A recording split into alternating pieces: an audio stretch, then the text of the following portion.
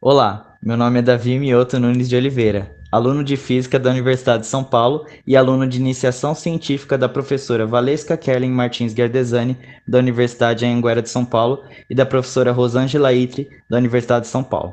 Estarei apresentando parte do meu projeto de IC, a qual intitulo Estudo do dano fotoquímico em miméticos de membrana. Bom, terapia fotodinâmica. Na terapia fotodinâmica, temos uma substância, o fotossensibilizador, que quando irradiado no comprimento de onda correto, reage com o oxigênio presente na célula e leva à produção de radicais livres ou oxigênio singleto, o que causa danos na membrana celular e até mesmo no DNA. A terapia fotodinâmica pode ser utilizada para a modulação da autofagia, o que pode ser utilizado no tratamento de doenças como câncer, por exemplo. A autofagia é um processo catabólico responsável pela manutenção da homeostase celular, tal como pelo crescimento e diferenciação celular. É um processo que consiste em degradar componentes da célula utilizando os lisossomas.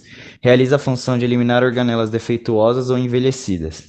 Além disso, também entra em ação quando há baixa disponibilidade de nutrientes, para utilizar componentes da célula como alimento, assim fornecendo energia para que a célula possa sobreviver.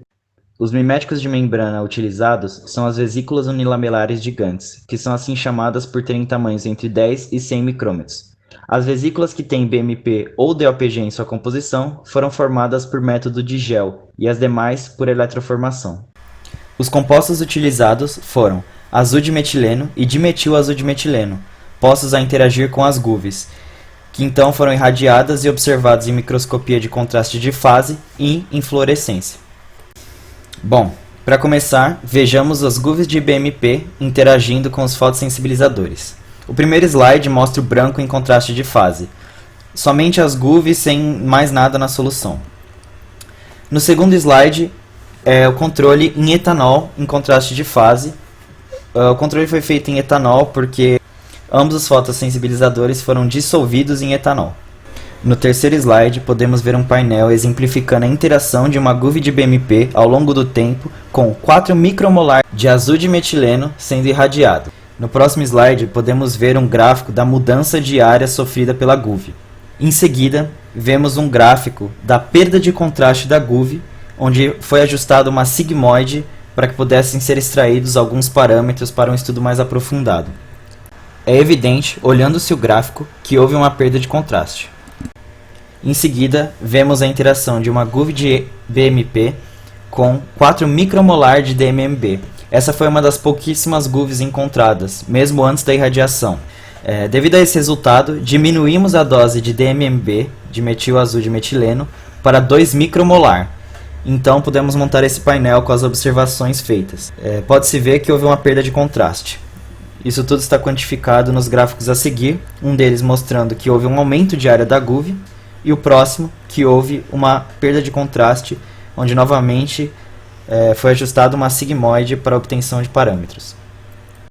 Agora, vejamos as mesmas interações, porém dessa vez a GUV será de DOPG, a começar com azul de metileno a 4 micromolar.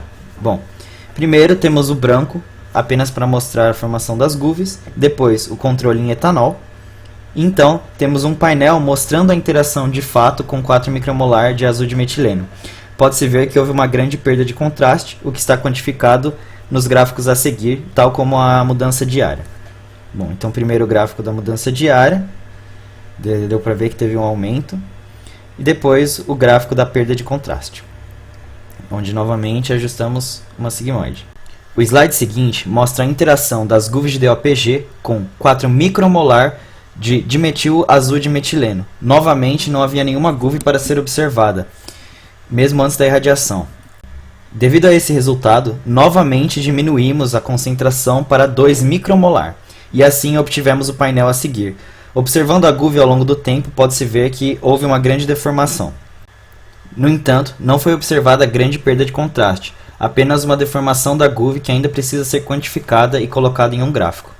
Por fim, temos as GUVs de composição ternária, de BMP, DPPC e colesterol, interagindo com ambos os fotossensibilizadores. Primeiro, temos um painel mostrando o branco, sem nenhum composto adicional. Depois, em etanol, que é o solvente dos fotossensibilizadores. Em seguida, temos A GUV ternária em solução aquosa com 2 micromolar de azul de metileno. A foto foi tirada em contraste de fase e pode-se ver que realmente houve uma perda de contraste conforme o esperado. 4 micromolar de azul de metileno. As fotos foram tiradas de diversos campos da lâmina, mostrando as poucas GUVs que puderam ser encontradas no sistema, mesmo antes da irradiação. Por fim, os agradecimentos ao grupo de pesquisa da professora Rosângela Ite e da professora Valesca Kerling. Também à Agência de Fomento à Pesquisa, FAPESP.